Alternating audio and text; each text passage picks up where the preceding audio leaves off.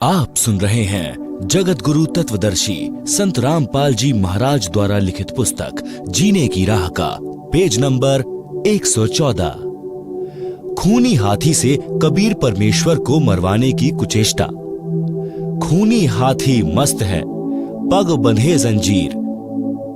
गरीब दास जहां डारिया, मसक बांधी कबीर। सिंह रूप साहिब धरया, भागे उल्टे फील। गरीब दास नहीं समझती यह दुनिया खलील। बने केहरी सिंह जीत, चौर शिखर असमान। गरीब दास हस्ती लखया, दिखे नहीं जिहान। कूटे शीश महावत, अंकुश शीर गरगाप। गरीब दास उल्टा भगे, तारी दीजे थाप। भाले को खो मारिए, चरखी छूटे पाख। गरीब दास नहीं निकट जाए, किलकी देवे लाख। जैसी भक्ति कबीर की, ऐसी करे ना कोय। गरीब दास कुंजर थके, उल्टे भागे रोए। दुम गोवे मूंडी धुने, सैन न समझे एक। गरीब दास दिखे नहीं, आगे खड़ा अलेख। पीलवान देखा तबे, खड़ा केहरी सिंह। गरीब दास आए तहां, धरी मौला बहुरंग। उतरे मौला अरस्ते, भाव भक्ति के हेत। गरीब दास तब शाह लखे, कबीर पुरुष सहेत। लीला की कबीर ने, दो रूप में रहे दीस। दास गरीब कबीर के, पास खड़े जगदीश। जम्भाई अंगड़ाइयां, लंबे भय दयाल। गरीब दास उस शाह को, मानो दर्शा काल। कोटि चंद्र शशिभान मुख, गिरद कुंड दुमलील। गरीब दास तहां न टिके, भागी गए रणफील। नयन लाल भोपीत हैं, डूंगर नख पहाड़। गरीब दास उस शाह को, सिंह रूप दीदार। मस्तक शिखर स्वर्ग लग, दीरग देह बिलंद। गरीब दास हरी उतरे, काटन जम के फंद। गिरद नाभि निर्भय कला, दुदकारे नहीं कोय।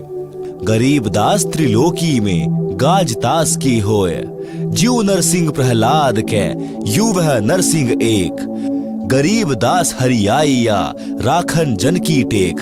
बार बार सताए कर, मस्तक लीना भार। गरीब दास शाह यों कहे, बक्सो इब की बार। तहां सिंह ल्यो लीन हुआ, परचा इब की बार। गरीब दास शाह यों कहे, अल्लाह दिया दीदार। सुन काशी के पंडितों, काजी मुल्ला पीर। गरीब दास इसके चरण ल्यो, अल्लाह अलेख कबीर। योह कबीर अल्लाह है, उतरे काशी धाम। गरीब दास शाह यो कहे, झगर मुए बेकाम। काजी पंडित रूठया, हम त्याग्यायो देश। गरीब दास षटदल कहे, जादू सिहर हमेश। इन जादू जंतर किया, हस्ती दिया भगाए।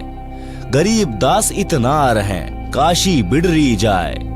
काशी बिडरी चहों दिशा, थांभन हारा एक।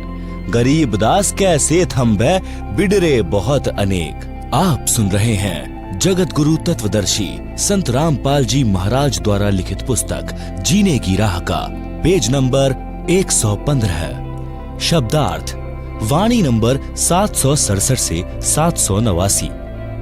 परमात्मा कबीर जी के हाथ पैर बांधकर एक मैदान के अंदर डाल दिया, जहां पर घोर अपराधियों को कठोर दंड दिया जाता था। वर्तमान के स्टेडियम जैसा वह मैदान होता था। राजा तथा पदाधिकारी स्टेज पर बैठते थे। दर्शक चारों ओर खड़े होते थे। मनुष्यों को मारने के लिए हाथी को प्रशिक्षित किया जाता था। उसे शराब तथा रक्त पीने का चस्का लगाया जाता था। उसे खूनी हाथी कहते थे।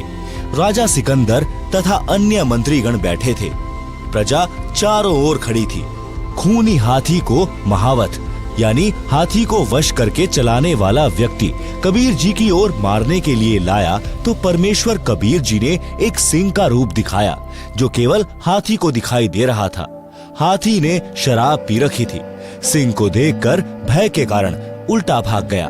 महावत ने हाथी को भालों से मारा, परंतु कबीर जी की ओर हाथी नहीं गया। परमात्मा कबीर जी ने महावत को भी सिंह खड़ा दिखा दिया। महावत भी डरकर हाथी से गिर गया।